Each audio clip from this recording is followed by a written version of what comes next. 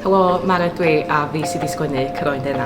Drama un ddynas ydy Croen Dena a mae o'n serenu Betsa'n Ceiriog fel y prif gymeriad sef Nel.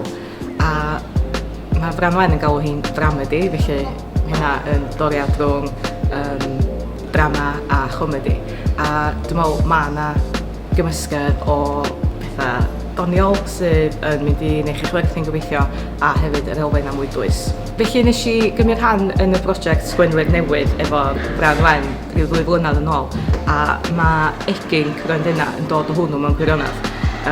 Ond ers hynny dwi'n gweithio'n eitha manwl ar driniaeth a cama taith y cymeriad a penderfynu canolbwyntio ar bywyd pobl ifanc yn tyfu fyny mewn cymuned wledig tebyg iawn i Benllyn, ond i Penllyn ddim yn cael ei enwi yn y drama.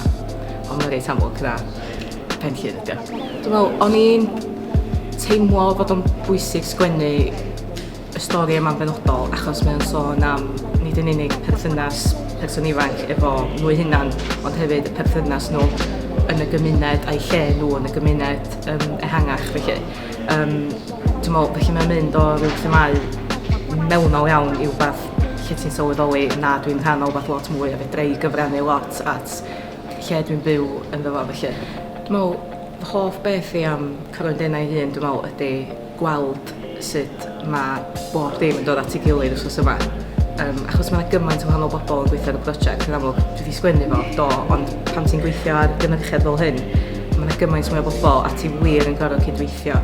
A mae hynna jyst yn lyflu cael rhyw gymuned bach am chydig wythnosau a wedi gweld y drama'n tyfu.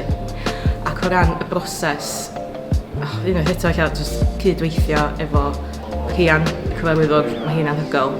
A o'n i wedi bod yn gweithio efo Gethin Evans hefyd yn agos iawn wrth wneud y driniaeth.